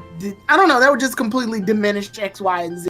Also, I don't think, also, by the way, it's not that it's like XYZ forgot or something. No, the thing is, the way it was portrayed in the episode was more so he was just shocked at the fact that the Charizard had an electric move, because throughout the fight, you didn't see the electric move until later in the fight. It's just more so, if you just take the image out of context, it does look like as if Ash just straight up forgot. Ash was just surprised that Leon taught his Charizard Thunder Punch. Which, by the way, Leon's Charizard's moveset is pretty dumb. Flamethrower, fire spin. It's the fire spin throwing everything off. Yeah, that's the one odd bit. It's like it didn't even work in the end. If it knew Drug and a Craw, then it wouldn't have been as bad. Yeah. Dragon Claw is not, Also, just a little detail here. I wanted to bring this up before, but just out of curiosity if this even means anything. Satoshi ended up calling Lance Wataru-san. Does that signify a difference whatsoever? Because San is like a mister. Okay. So that's a normal honorific. All right. That's the way to show respect. Let me now, try that. Now if he said Wataru-sama, then it would be completely different. So let me try to back up the fire spin thing, because a lot of people are upset by it, and I get it, because fire spin in the video games is a pathetic move. But let's try to put some emphasis on why, because sometimes moves in the anime that are otherwise useless in the games can actually be very useful if used in context of the anime. For example, Pikachu using Electro Web as a slingshot to get it faster. That's fine because Electro Web isn't normally used for that. Yeah. Fire Spin was used not to trap Gyarados, and Leon knew that Gyarados was going to use some water move to knock the Fire Spin out. The Steam was going to give Charizard enough cover to fly away and be in Gyarados' blind spot, so he can attack him from behind or on the side. Leon's thinking when he makes his moves. Like, for example, when he matches Flamethrower with Hyper Beam. And I love this. They actually make Hyper Beam rechargeable now. Yeah, because Gyarados was like frozen in place for a bit. Yeah, Gyarados was frozen in place. Although, kudos to fucking Lance, by the way, though. Even though I love when Gyarados catches that he's about to get attacked from the side. So Lance tells him to knock his tail forward so that the resulting rocks can block the air slash. That was cool. I like that. It put Lance in a situation where he has to think on his toes when he's vulnerable. Like, both champions here definitely fought like they were, champions. Yeah, they fought like high-tier trainers. It's one of the best 1v1s in the entire match. Yes, this is exactly what I'm expecting from top-tier trainers. So that's why this fight is so good. Plus, I love the fact that Gyarados just didn't know just a bunch of generic water moves and Hyper Beam, because Gyarados unfortunately gets a bad rep when it comes to the anime, when it comes to its list. It either knows Hydro Pump, or Hyper Beam. Nothing more, nothing less. So they switched it up. They gave him Ice Fang. They gave him Aqua Tail. They gave him, they gave him Dragon Dance. That was a cool moment right there, where he knew that Flamethrower wasn't going to do much damage to the Pokemon, that he decided to take it head on and just allow it to get hit, so that way he can equip it with Dragon Dance and then strike back with quick ease with the Aqua Tail attack. That was brilliant thinking on Lance's part. And he knew that Gyarados wasn't going to be able to keep up with Charizard in the air, so he had to speed Gyarados up with Dragon Dance. I love that. Once again, these are champions, and I really love that the writing acknowledged that these characters really are, as I guess the internet calls them, pro gamers. Lance lost, obviously, in this fight, but he didn't lose like a punk. Like, he didn't go down like a punk. And also, I do see what they're doing here. It's because Lance is a very iconic champion. He's the champion. Like, people know him as the champion. Lance before anything else. So it's kind of a new generation beating the old generation type of situation. Because Leon's clearly the new. He even is so cocky as to say what he says in the actual video game. Yeah. Where he basically talks about how he won the fight before it started. Go Richie. Speaking of the video game, I kind of like how basically after the battle was over, Lance's lines kind of reminded me of something. It was almost as if he said the same thing almost in the video game back in, I think, what was it, Blue and Red, where he was like, I'm not mad, or like, yeah, that's about right, new world champion, some stuff like that. Like, it was directly ripped from the games.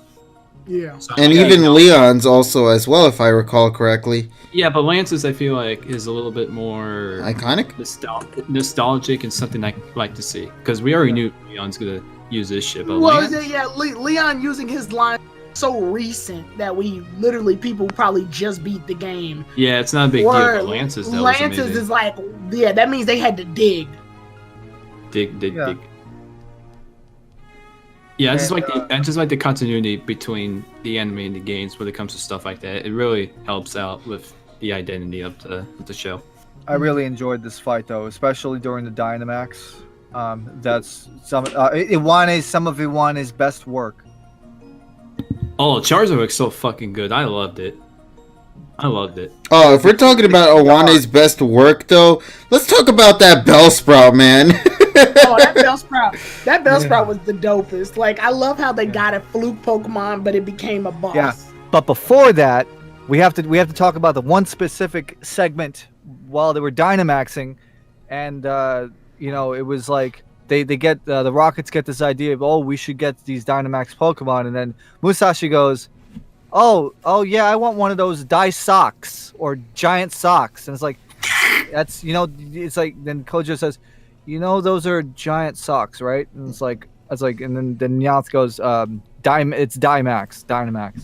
Yeah. How are they gonna do that in the dub? How is that joke gonna translate in the dub? They're going to avoid it like everything else. Well, what's gonna take its place? Nothing. Just pure silence. Simple. Well, it's simple. Something that fucking JCC is gonna write in about 2 minutes. Now, can I just talk about one little small detail I loved about this episode? Go for it. Let's take a second to introduce a new character in the cast. The Team Rocket Pokedex. Oh, that. The Rotom phone. The lazy Rotom Dex. Now, according to what you guys have told me beforehand, apparently it's voiced by Kui Otani. It sounds like her. Now, if that's the case, though, I would be pretty happy with that, because it's kind of a little funny how that is the case. I like how it basically goes, Dreadnought. Yeah, and then the phone has the audacity to tell the actual definition of the thing when they're being attacked. Because when it became the Gigantamax, that's when it gave the information to Team Rocket, not when it needed it the most. Right. Yeah, it's like etc. So I love that bit right there. I hope that Rotom Dex continues to come back. Pokedex is talking to their trainer sometimes. I remember in the I thought that was a dub thing. Yeah, I remember I remember in the first episode. Yeah, Ash tried to catch Rattata and Pidgey and stuff, and the Pokedex is like, Rattata often steals food from stupid travelers. Is this thing calling me stupid? This really does feel like the Kanto days with some of its writing, man. Yeah. The phone has no care whatsoever. It's just straight up savage. Savage, yeah. Man, I hope that Team Rocket Dex phone comes back though. Now I do like the color too. Somebody just pointed that. Ty pointed out the color. I like the black coloring. It fits with Team Rocket. That's for sure. Yeah, it makes sense. Okay, so there is one little detail that also happened in that episode too, at the very finale with the Dreadnought fight. Jesse tried to throw the Pokeball, and I guess this kind of tries to tell me something. That being that I assume that the Pokeballs have homing kind of signals attached to them, because it clearly looked like she was going to throw it at the Pokemon, but for some reason that thing just went straight to the ground. Because it can't catch a Dynamax Pokemon because of the energy. Yeah, so I'm assuming that what's happening is that the Pokeballs, because it can't find a Pokemon that it can catch, it just like flops to the ground. Or a normal Pokeball doesn't work, but remember, in the video game, if you catch a Dynamax Pokemon, it has to be Dynamax itself. The Pokeball itself has to be powered with Dynamax energy. Exactly. So what I'm thinking is like maybe if they Dynamax it, that's when the Pokeball decides to home in on the Pokemon, you know. Also, I love how they throw it with one hand. They usually throw it with two hands in the video game. But Lance was the first one to Dynamax, and he threw it with one hand. And I was like, "Oh, go Lance, throw!" He don't give a fuck. That's some confidence. Throw it with one hand. Yeah. And then when Leon did, I was like, "No, you don't throw it with one hand. I saw you in the video game, you fucking liar." Yeah, isn't it great how this anime is really doing things that you would love to see in the game, man? Like, you're just a Lance versus Leon fight is just, that in itself just speaks volumes. Honestly, to the amazement. And I hate to say this for the third time, this is another episode where if you X out Ash and Go, it's pretty fucking entertaining. And I mean, that's what they did. They made sure Ash and Go were in the sidelines for like a vast majority of the episode, you know?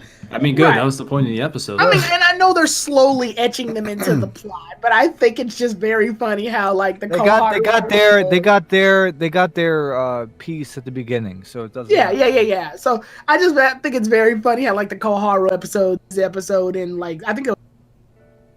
Like they're acknowledging when it is right for them to use these characters, and for that I applaud them, because not all the time they need to be the ones up in front. Yeah, I was going to say, and sometimes that's not necessarily a bad thing. They can be in, if anything, it's expanding the world that they live in versus, you know, focusing on just them. Because if you focus on just the characters, which while is good for character development, it makes the world and the environment and the setting very linear. Exactly. So I'm glad they're going in this round. I'm hoping that more future episodes of Pocket Monsters 2019 will continue to go in that route as well. Mm-hmm. Now, there are a lot of other things that I believe is worth discussing about for this episode too. Personally, to me, and we just talked about it as well, you know, the animation side of things, you know, it looks great. Music selection, phenomenal. Voice acting for me, honestly, was pretty great, especially for Ash in particular, because I don't know what it was, but I loved when Ash was like, at the very beginning of the episode before the opening, he was like, what is it? You know, when talking about the whole Pokemon World Tournament, because everybody was so hyped in the lab, and Ash was like, what? Yeah. Well. To be honest, it's like Satoshi was, you know, he kind of like slang said it. It's like was that? Yeah, it's the way he said it. I loved it. It's like was that? Yeah, and also the other bit as well was that when Ash and Go finally got to the city, and Ash was kind of like looking around, be like, "Hey, where's the arena? I don't see it anywhere." And Go just takes his head and just like slightly tilts it upward, and then Ash screaming about the thing being so gigantic. Like I love that moment as well. Like for me, voice acting was phenomenal in this episode. So yeah. Absolutely great time. And it looks like we're going to get another big moment too with Ash as well, because the preview had another good Ash screaming Pikachu kind of moment there. So I love that. Now, aside from that though, was there really anything else you guys wanted to really break down for this episode in particular? Because I feel like we managed to do a lot for it. I loved Leon's voice acting, Donda's voice acting. Oh, dude, it is great. Yeah, he did a really great job. All of them. Very pompous. Yeah. So the only reason why I brought this up is because, as you guys might know, there are already new episode titles and summaries that came out, and I thought it'd be something to go and talk about for a bit as we have time left here. So you guys want to talk a little bit about some of the upcoming episodes coming soon? Go for it. Alrighty then. Now, of course, we don't really need to talk about the one that's coming out next week, being of Satoshi versus Dande, The Path to Power, aside from the fact that Ash is indeed going to be fighting against Leon in that fight, and in that episode, and I'm excited. Wait, he's fighting against Leon? Yes. Yep. Oh, shit, okay. Yes. That was in the preview. Yeah, he's going to get his ass whooped. Yeah, they showed in the preview that Ash, Go, and Leon, I think they're going to unite together and take out the Gigantamax Dreadnought. And then eventually after that, Satoshi decides to go up against the character Leon. Now, the thing is, in the episode, they point out, in this one anyway, they point out that Leon never backs down from a fight. He will always want to fight. So I assume that somewhere down the line, Ash is going to ask Leon to give him a match and whatnot, and that's what leads him to fight against Leon in the second half of the episode. Now, so it's going to be a fun episode through and through because, of course, Ash is going you to a match, Leon. I never back down from a challenge. Did you wash your hands first, Ash? I'll do it later. Where'd Leon go? But yeah, so also another thing I guess as well to talk about for episode number 14, there's something interesting I want to talk about regarding that. I can't wait for the updated opening for episode number 14 though. Because we're gonna get an updated opening for that one. It's gonna be a very, very minor one, but it is gonna be an updated one nonetheless. The only reason why I bring this up is because, as you guys already know, for next week's episode, Ash is gonna be getting a new accessory to add to his design, and therefore that accessory design is also gonna carry over into the opening. I do wonder if they're gonna switch some little scenes in the opening, because I do recall that when the opening song was first announced for Pocket Monster 2019 with 1, 2, 3, didn't they mention there were going to be variations of that song? Because I could have sworn there was. We get a variation almost every. I mean, yeah, well, not necessarily like a remix, but maybe using the different lyrics of the song. I don't know. Well, what do you mean, the second the second verse? Oh, the next part of the song, I guess. Yeah. Also, yeah, what happened to the ending? The ending has no variations. It's still the Pikachu to Mew one. Pikachu. They'll probably do the next part when the opening changes. That's what I'm saying. I'm thinking episode 14 is going to be where we're going to get the updated versions. Now, somebody pointed this out, too. They said, notice how Ash never got a... that's a Mega Ring. Mega Ring. Yeah. But that was because of Ash Greninja. He did get obviously a... Z Crystal ring, whatever the hell. He got that, and he just sort of, what does he do with it? He just puts it on his dresser drawer with all of his other accomplishments. Yeah, because he doesn't need it. So because he doesn't need it. I mean, I guess if they go to a Lola, could he switch him out? Just be like, oh, we're going to a Lola. Let me pack this with me. Maybe. Or maybe he'll have it attached to the other side of his arm. I don't know. Just be too powerful. No, they're gonna be double. I'm gonna fuse my Dynamax with the Pikachunium Z. No, it's gonna be like that one kid that wants to wear like all the yokai watches and all the fucking Pokemon rings on one fucking arm. Ash, are you okay? Ash, are you okay with the snap of my finger? I can wipe out half the Pokemon. Go, you should have aimed for the head.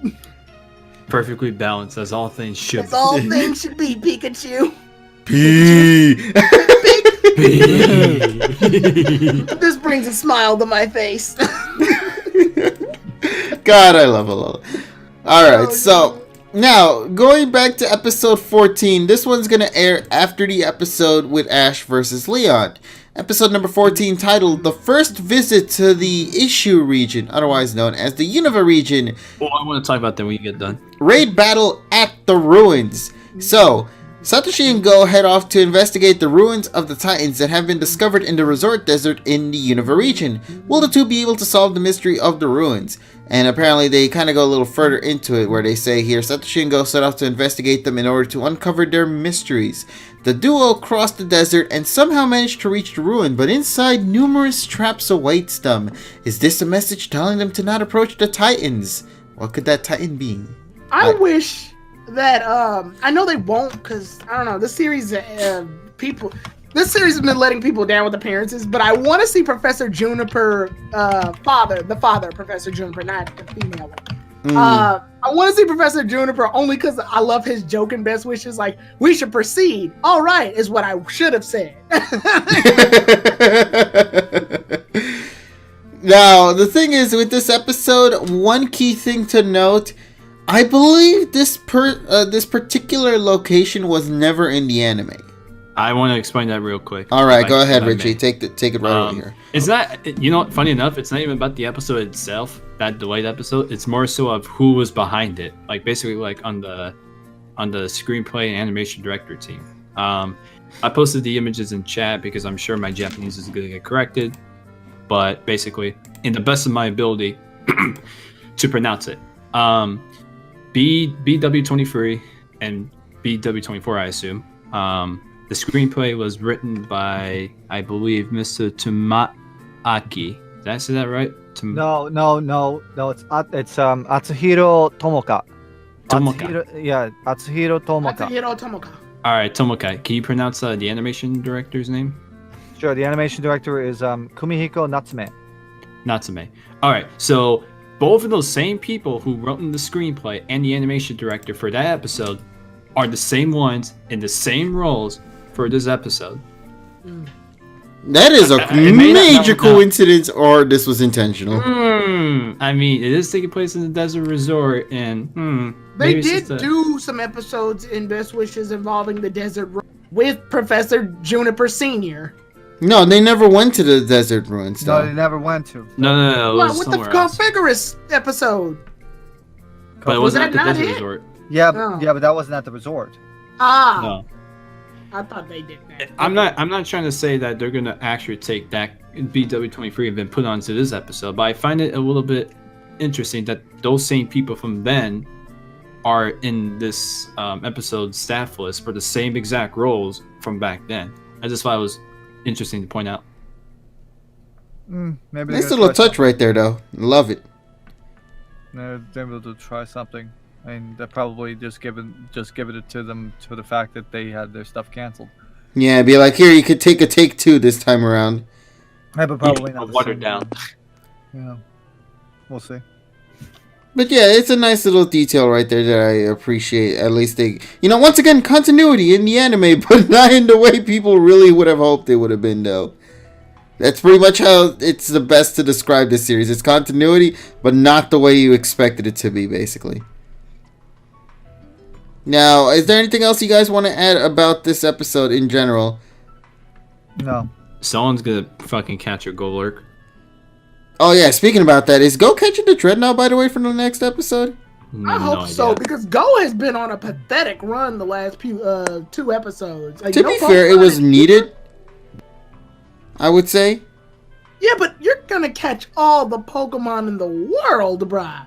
You gotta step your game up. They're gonna be back to Galar, so that he's gonna have one. You can't say I want to catch all the Pokemon and then miss 2 episodes. Hold up. Well, to be fair, last episode he evolved the Pokemon, so it still counted as a new capture. But that sucked because all 3 of them evolved into Casco, so it still was a new entry, though. Yeah, 1 new entry, but the problem is that he basically blundered his chance to get the other branch. So it's just like, dude, dude, and you didn't even catch Dragonite, or Dragonair. He was too busy with that Dugong. He only caught 1 that episode too. So yeah, dude, you gotta. If you're he also caught the tentacle. Never mind. I gotta do the math, and I'll come back with the math while you talk. If he wants to catch every Pokemon, he needs to get his collective shit together. Alright then, well, let's move on into the next episode, why don't we? Episode number 15, which is going to take place on March 1st, titled Snow Day. Where is Karakara's bone? Now, Karakara, if I'm correct, is Cubone, correct? That's right. Alright, so there's trouble with the system at the Sakuragi laboratories, so for the first time in a while, Go returns home to where his parents and grandmother are waiting for him. He's happy to meet them again after not seeing them for so long, but that joy doesn't last long as he's told that his parents are going to get home late due to a sudden job. Now that right there is interesting, and I really want to talk a little bit about that bit. While he's waiting, Go spots a katakata being attacked by a monkey in a park near the house and heads over to get her with Hibani in order to help it. However, the monkey has ended up running off with the katakata's beloved bone. Go decides to work with his Pokemon to search for the bone, but... And that's where the preview ends there. Okay, 2 things to note about this episode preview. 1, I'm glad Go and Ash are being separated here for this bit, because it seems like Go is heading back home by himself. Ash really has no need to go there. And this is going to be a focused episode for simply Go. And I guess this is going to be how they handled Koharu's character, where it's going to be like a little bit of a prologue, getting introduced into Go's family and whatnot. Now, the second thing about this that I'm noticing, he is not very happy with his family when they're not there, is what it seems. Because as it states right there, that joy doesn't last long as he's told that his parents are going to get home late due to a sudden job. I'm really interested to learn about Go's personality. What region is his family in, or are they in the Kanto? Kanto. They're in Kanto? Oh, yeah, that's right, because he's from Kanto. Yeah, exactly. They mentioned he's from Vermilion, if I'm correct. Also, I did the math. If Go wants to catch all 890 Pokemon, he needs to catch 6 Pokemon. 6 Pokemon? Yes.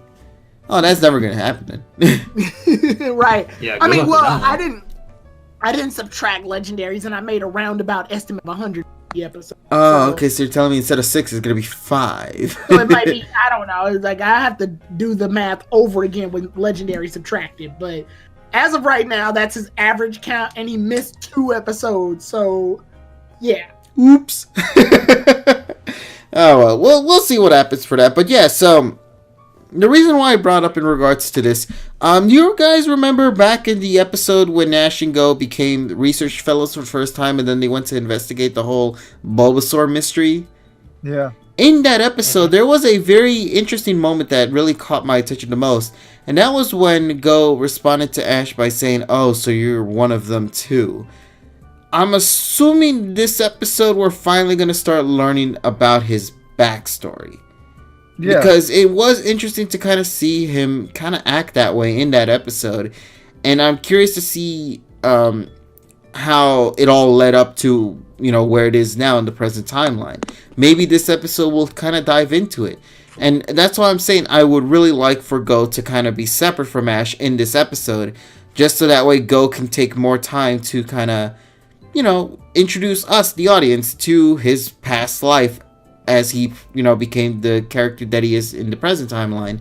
But what do you guys think about the preview for this episode via the summary we got for this? To me personally, as I mentioned before, I'm just excited. But what about you guys? Well, we needed Go's backstory, and I knew eventually they were going to run into it. So better late than never, I guess. Robzo brought up a pretty good out of all the characters. Sorry, go ahead, Tyrone. Go ahead, Evie. Yeah, sorry. But I feel like out of all the characters that we got introduced so far, I mean, we already know who Ash is, and I mean, I'm talking about the new characters, and that being Koharu and Go. I feel like out of between those two up to this point in the anime, I feel like Go's history and his backstory is like kind of like the most shrouded, I would say, when it comes to like who he is as a person, his motives and whatnot. I mean, yeah, granted, we did get like the very first episode, which dives into Go's backstory as a kid, but that pretty much explains his love for Pokemon. But since then, a lot of time has passed. So one thing I'm looking forward to is diving more into Go's backstory, and just getting to more about his character and why he's a person that he is right now. Right. Anyone else? So somebody actually pointed this out in the chat. They said his parents could be like CEO people or something. Like they're so busy they never really had the time for. So the only way Go could probably cope is just with Pokemon. Or they could be in a field where Which is a classic anime trope, by the way. But, where parents are working these office jobs and then and they're so busy. Tons of overtime. They're so busy they don't get the chance to. They don't get the chance to properly raise their child or be in their child's life, so the child ends up becoming a shut-in or an introvert, or they mostly just do to themselves because they don't have the social skills necessary to go out and interact. There's that. So it's a classic anime cliche, but it's an effective one. It's a cliche for a reason. It's a relatable one. We can all relate to that in some way. It's relatable and it's used for a reason. Like, and there's a reason it's cliche is because if it worked, if it ain't broke. Yeah, I say it's a very relatable concept. Thinking about all these characters that we got in Pokemon, at least, especially for the parents, you have a lot of stay-at-home moms. You also have dads that are, out and about, but at least the characters can still communicate with them in some way, right? Yeah. It'll be interesting to know more about those parents as well. What kinds of jobs they're doing. You mentioned office jobs. They could also be doing, business jobs where they probably have to travel. They probably have to travel back and forth from Saffron or something. Silph Co. That could be the case. But very relatable elements here. Yeah, I'm excited for this, man. I think this is going to be a fun Go episode, and I hope it succeeds, man. I really do hope it's something that'll give fans the opportunity to kind of, learn a little bit about Go, and maybe even start liking him more than what he already is, because I know a lot of people have been really critical about his character because he's just the capturer, and that's really it. But now if we can add an extra layer to his character and why he is doing all this, and even his backstory, then so be it. I'm all down for it, and I hope it succeeds, man. I hope it's a good episode. So far, though, every episode to me personally has really done a good job in storytelling, and I hope this one continues in that route as well. So I guess moving on into the next episode then, the final episode that we got so far for all of 2019, PM 2019 to be exact, episode 16, titled Satoshi Has Been Cursed. Now, mysterious phenomena Mysterious phenomena have been occurring recently at the Sakuragi laboratories, like items being broken and rooms being ransacked. And believe it or not, the culprit turns out to be the same Gengar that has appeared there before. Satoshi and Go's eyes blaze with enthusiasm as they claim they'll definitely get it this time. Spoiler alert, given what they just said right there in the summary, they're not going to get it this episode. Yeah, they don't. Yeah, it's a running gag. Yeah, but then Satoshi suddenly starts acting weird. Not only does he almost fall down the stairs, he also nearly ends up drinking the water from a flower vase by accident. Could he have been cursed by the Gengar? No, that's just his character, personally. Ash, are you okay? No. That's right. No,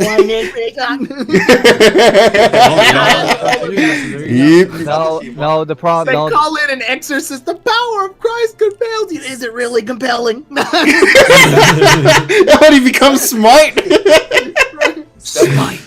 Satoshi would be cursed to the point where he looks at a butterfly and he says, "This is a."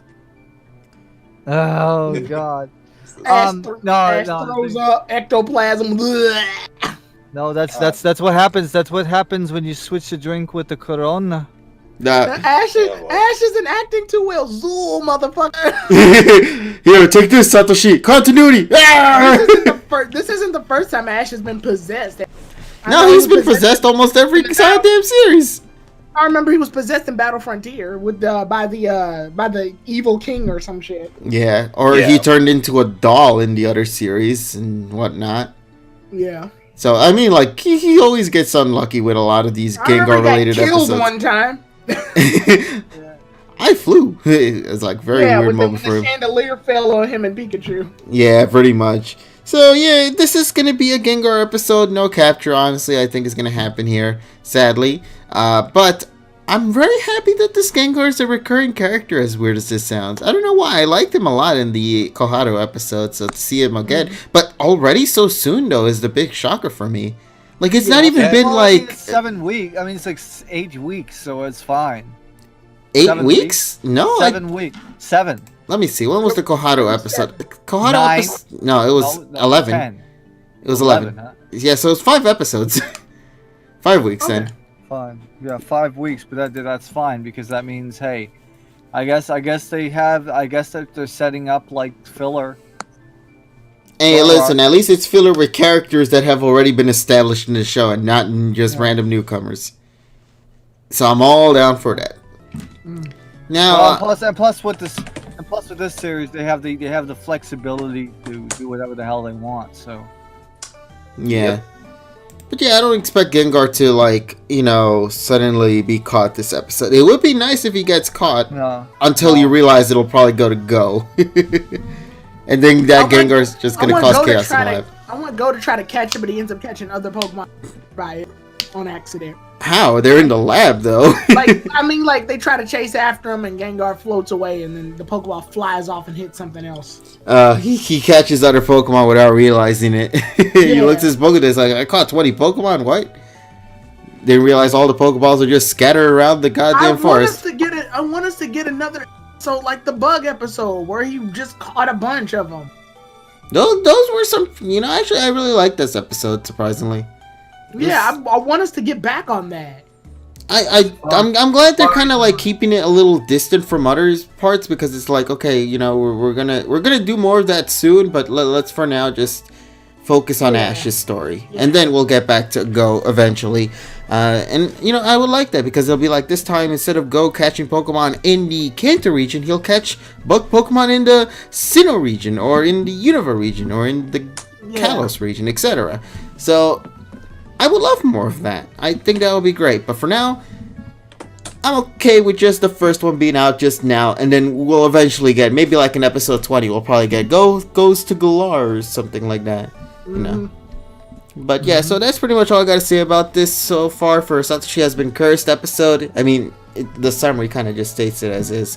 So I'm going to be right back real quick. And just to make sure this is okay. I hope you guys don't mind. I'm just gonna be right back for just a couple of seconds. So, alright. So just chat away with the chat while I be right back. Oh boy, my social skills have to be used.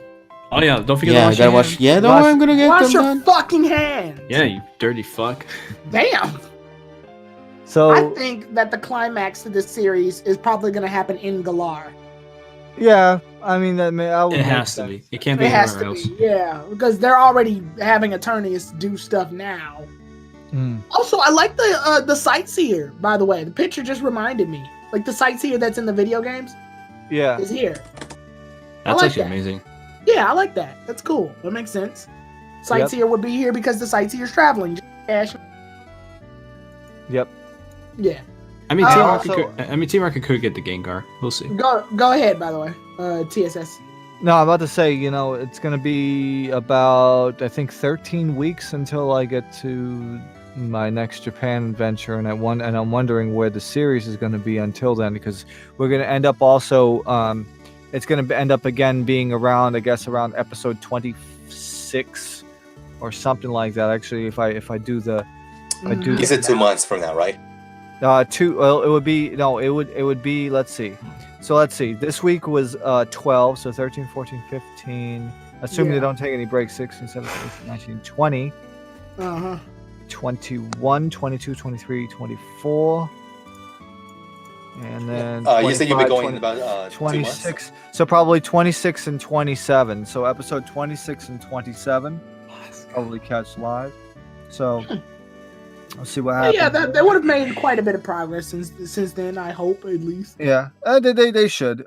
It's just that I'm looking. The most I'm looking forward is the Pokemon Kids toys that they're going to have at like Family Mart. Because I know that they're gonna have some things like Lucario and I think they're gonna have the Dragonair. Yeah. I know they're gonna have Satoshi and Go. So, Yeah, I saw. Yeah, we saw the Gigantamax neck. And oh yeah, the gumming on neck. Yeah, that was a pretty big ass neck. I mean, because a lot of people didn't expect that, and I didn't either. But he is a turtle. Yeah, I mean that's what it is. I mean, yeah, I got a couple of turtles. I wouldn't know how long their necks are. Yeah, turtles extend their necks, so yes. I accept it. I accept it as a thing. That's a perfectly acceptable thing that turtles can do to me. Yep, that's fine. Yeah, so, it sounds all right. Yeah, I what else? So the episode itself, we already pretty much talked about it to death at this point, didn't we? Yes, we did. Yeah, but it's good. Definitely go give it a watch. I think like TSS said it the best. It's the best 1v1 battle in Pokemon, I think. Yeah, it is one of the best battles in the entire meta series, and I could argue it's probably the best. If one of the best, probably number 2 or number 1 in a 1v1. They could have been lazy. Yeah, they could have eaten. But what I really liked is Iwane's interpretation of the Dynamaxing. You know, a lot of people were concerned about that, considering that they didn't have any CG really. Yeah, because Dynamax Pokemon in the video games don't really, so. Yeah. So they were probably trying to wonder how exactly do Dynamax Pokemon work in an anime. I mean, that's pretty simple. They treat it like a sporting event, and they make the arenas large in comparison to compensate. Which, like I said, they really hyped this up too. Like, even though it kind of weirds me out, it's the World Championships and it's a 1v1 battle rather than having multiple Pokemon. But they hyped it up really well. They had like the stadium set up, the lights, the crowd, people got glow sticks. Like it was like watching the Super Bowl for Pokemon. Pretty dope. Mm-hmm. It really brought out like the theming of what Sword and Shield does and how they're treating their battles like spectacles. Go ahead, Richie. I'm sorry. No, I'm trying to think of an answer because someone asked, "Do you guys think Ash will get cub food?" You know, the one of the deals. No. Nah. Nope. Nah. I think they've only teased Ash with the mythical. Yeah. And I think that was Meloetta, wasn't it? Yeah, you could do that, but yeah, I'm hoping we're finally gonna have him get the Dunsparce. Just give him the Dunsparce. Fuck. Who knows? Hopefully. Ironically, the last time we even got teased about that was fucking XY during the quote-unquote date episode. Oh yeah, that's right. What do you think this battle means for the series? This means that a lot of great battles are sure to come. Definitely. Yeah, like the. While I don't think they'll ever make it to the same level as XY and XY and Z in terms of like the camera angles and the way they were doing like the 3D camera battle choreography, I do say that this was really good. Like they sacrificed a little spectacle for strategy, and I'll take it. I'll take it. Like having the Pokemon have more diverse moves and stuff. Although granted, XY had a lot of strategies and their major battles. I don't think so, actually. I think both of those events are completely different. Yeah, it's two completely different things. Nah. Nope. Yeah, I like the whole Gyarados using Max Guard because it had Dragon Dance. Dragon Dance would be replaced with Max Guard if it Dynamaxes. And then when Charizard used Max Wildfire, directly the damage was blocked. But Wildfire does fire damage to the Pokemon on each side of the field multiple times. So they basically just had that fire, that flaming bird that kept hitting Gyarados. That's just basically it. The G-Max Wildfire doing its effect in multiple variations. And it didn't do a lot to Gyarados. It was just bombarding Gyarados. Yeah, it did like little jabs that eventually gave it the kill. It did chip damage, if you want to call it. If you want to use a fighting game term, you do chip damage. So Robzo asks if the anime is well paced. I think so. Definitely. I think so too. Yeah, I think so too. I think it's okay. Yeah, we're at episode 14. I mean, we're at episode 12. I'm sorry. You gotta wait till 13 anyway to get a full season start there. Yeah, we're at episode 12. We're doing okay. One more week and then we can give our thoughts on the first season. We even gave a character development to Koharu. Yeah, I mean that's the whole thing. With Pokemon, you can't count them as like regular seasons because it's an entire series. You can't really judge it on that. I mean, there are cases, you know, in the past where we've had like 20 episodes of filler and absolutely no rhyme and reason. But in terms of pacing, I still say that this is probably the best beginning of a series since I would argue either AG or DP. In terms of that sounds about in terms of pacing, Diamond and Pearl started off good, and then it was very clear that it was going to take a shitstorm. It's because what I always compare it to, I still say my favorite arc and one of the best is AG 1 through 16, which is the run up from the beginning of Advanced Generation to Roxanne's gym. Yeah. So that run up was great. Now PM 2019 is almost on the same level. It's just almost as good in terms of like the best beginning of a series, in my opinion. So yes, so far I haven't really had any complaints with like the directionality, the storyline of these first episodes. It's been pretty good. Yeah, absolutely. KG, what do you think? I'm just happy that this is such a good continuation of the last series, man. Like, it's just nice to, you know, kind of take this opportunity now that Ash has finally achieved his, I guess, his first goal into becoming a Pokemon Master in the last saga. He's really taking things a little interesting this time around with traveling around the world and really witnessing things that he never got a chance to see because he normally moves forward a lot throughout the sagas, you know. And now seeing Ash get the chance to relax, gets the chance to kind of explore the world, see things that he's never seen before and whatnot, this makes me very happy. So, for a character they sort of mixed the old style with the new style. Yeah, they kept Ash in a home so he can, you know, interact in ways that he would interact at home, like on the island and stuff. But they also made it so that he travels to different regions each time, so he's still on the go, no pun intended. Yeah.